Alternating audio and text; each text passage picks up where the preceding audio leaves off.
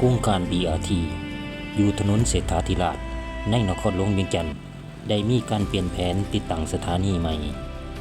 แผนเบื้องต้นได้มีการวางแผนที่จะสร้างสถานีอยู่กลางทางเพื่อให้รถ BRT แล่นในเลนเฉพาะเป็นแบบที่พบเห็นในระบบ BRT ทั่วไปเหตุผลของการเปลี่ยนแปลงย้อนว่าถนนเศรษฐาธิราชเป็นเส้นทางในเขตเมืองเก่าที่มีการสัญจรคับแคบและมีพื้นที่จำกัดการสร้างสถานีทางกลางอาจจะส่งผลกระทบหลายต่อการจราจรทั่วไปและพื้นที่ทางยางแผนในปัจจุบันจึงได้มีการเปลี่ยนแผนมาตั้งอยู่ขอบทางหรือข้างทางส่วนเส้นทางตามถนนเศรษฐาธิราชในเขตใจกลางเมืองแม้นได้รับการปรับปรุงให้เป็นพื้นที่สำหรับ BRT คนยางที่บ่มีเครื่องจักร Transit Small ในช่วงเวลาการบริการการเปลี่ยนแปลงนี้แม้นเพื่อให้โครงการดำเนินไปได้ดีและลดผ่อนผลกระทบในเขตใจกลางเมืองที่มีความสำคัญทางประวัติศาสตร์และการสัญจรหนาแน่น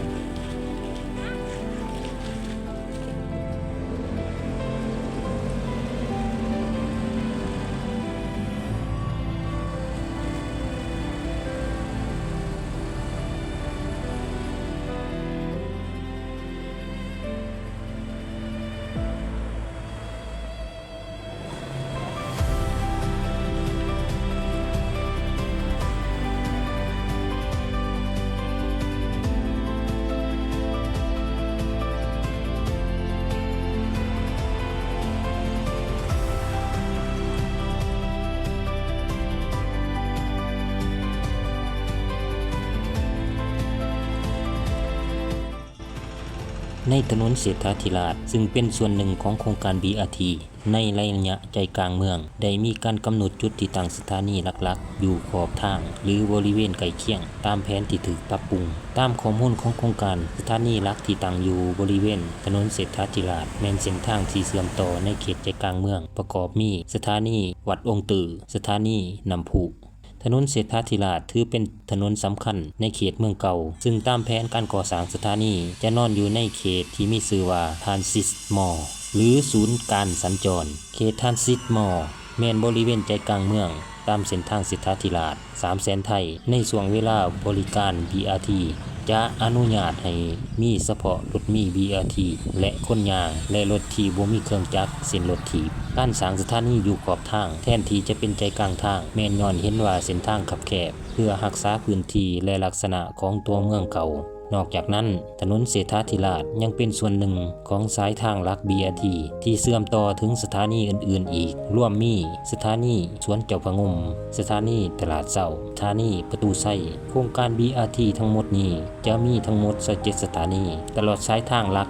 13.9 กิโลเมตร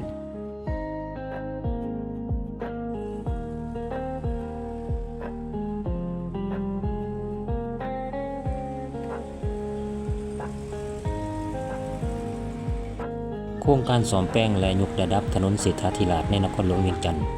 แม่นส่วนหนึ่งของโครงการขนส่งตัวเมืองแบบยืนยงของนครหลวงเวียงจันทน์ VSUTP ที่ได้รับการสนับสนุนจากธนาคารพัฒนาอาซีหรือ ADB และคู่ร่วมงานอื่นๆจุดประสงค์หลักของโครงการแม่นเพื่อปรับปรุงการขนส่งสาธารณะและยกระดับพื้นที่โครงล่างของตัวเมืองให้มีความทันสมัยและเป็นมิตรกับสิ่งแวดล้อมหลายขึ้นการปรับปรุงถนนเศรษฐาธิราชประกอบมีระบบรถด่วน BRT การก่อสร้างเส้นทางเฉพาะสำหรับรถด่วน BRT เพื่อให้รถมีสามารถเดินทางได้ไวและมีประสิทธิภาพถนนเศรษฐาธิราชแม่นอยู่ในแนวทางที่สำคัญของระบบ BRT คาดว่าระบบ BRT จะสามารถเปิดให้บริการเต็มรูปแบบในท้ายปี 2025ปรับปรุงสิ่งอำนวยความสะดวกขยายทางยางทางเดินปรับปรุงทางยางให้มีคุณภาพดีขึ้นและเพิ่มความสะดวกสบายให้แก่คนยางและผู้สวมใส่รถถีบระบบระบายน้ำปรับปรุงระบบระบายน้ำให้มีประสิทธิภาพหลายขึ้นเพื่อแก้ไขปัญหาน้ำท่วมในตัวเมืองการจัดการจราจรโครงการยังรวมถึงการพัฒนาระบบการจราจรระบบการจัดการบ่อนจอดรถให้ดีขึ้นเพื่อลดผ่อนความแออัดของการจราจร ค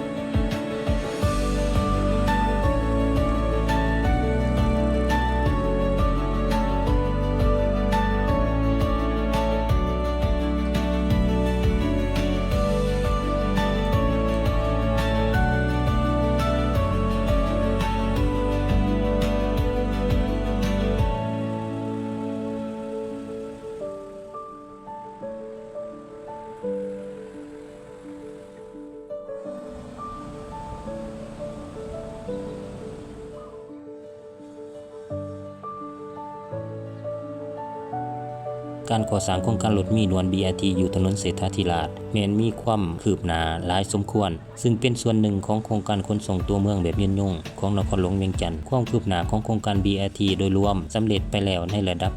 80-90 ส่วนห้อยของการก่อสร้างทั้งหมดเป้าหมายจะสำเร็จการก่อสร้างทั้งหมดแม้นจะให้สำเร็จภายในปลายปี 2025 นี้การทดลองบริการการวางแผนที่จะเริ่มลองให้บริการโดยบ่เสียค่าเป็นเวลา 3 เดือนในท้ายปี 2025 การเดินรถของระบบ BRT จะมีรถมีไฟฟ้าขนาด 12 เมตรจำนวน 55 คันการเปิดให้บริการอย่างเต็มรูปแบบเป้าหมายแม้นจะเปิดให้บริการเต็มรูปแบบในต้นปี 2026 สำหรับการปรับปรุงจุดที่ตั้งสถานีอิงตามแผนการโครงการในถนนเศรษฐาธิราชแม้นเป็นส่วนหนึ่งของแนวทางรถ BRT ในใจกลางเมืองการปรับเปลี่ยนสถานีจากใจกลางทางมาอยู่ที่ขอบทางในเบื้องต้นโครงการได้วางแผนที่จะสร้างสถานี BRT อยู่ใจกลางทางสำหรับถนนเศรษฐาธิราชในเขตตัวเมืองเก่าโครงการได้วางแผนที่จะปรับปรุงพื้นที่ให้เป็นทรานซิสมอลความยาว600 เมตรซึ่งในชั่วโมงเฮ็ดเวียกจะอนุญาตให้เฉพาะรถเมล์คนย่างและพาหนะที่บ่มีเครื่องจักรรถถีบการออกแบบนี้ได้ร่วมเอาการจัดวางสถานีรถเมล์อยู่ขอบทางหรือด้านข้างของเส้นทางพร้อมทั้งมีการปรับปรุงทางย่างและทางขอบเพื่อให้มีพื้นที่เพียงพอเพื่อให้สอดคล้องกับแนวคิดของทรานซิสมอลปรับปรุงการสัญจรในตัวเมืองปัจจุบันโครงการพร้อมขุนเขียว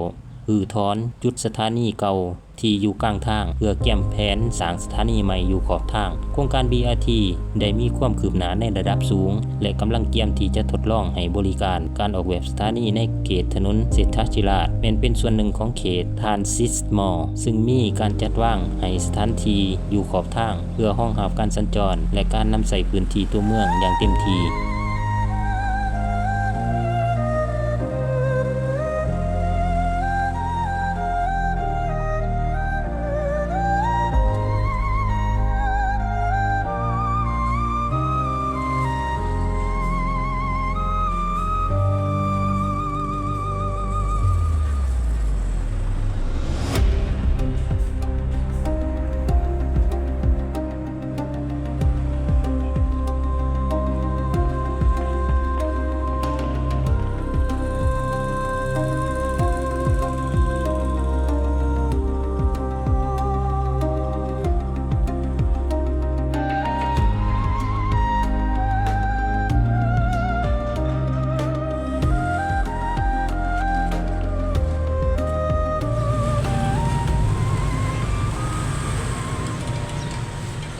จุดที่บ้านหน่อยยื่นนี่ก็แมนทางวัดอินแป้งเนาะพ่อแม่พี่น้องซึ่งพนักงานเพิ่นกำลังกู้กะโหลตั้งยางคือว่าจะสำเร็จแล้วเนาะพ่อแม่พี่น้องเบิ่งก็มีความสะอาดยกงามคือว่าเป็นกะโหลตั้งยางแบบว่าที่ได้มาตรฐานแล้วก็มีความยกงามคือว่ามีความกว้างขวางกับสะดวกสบายในการไปมา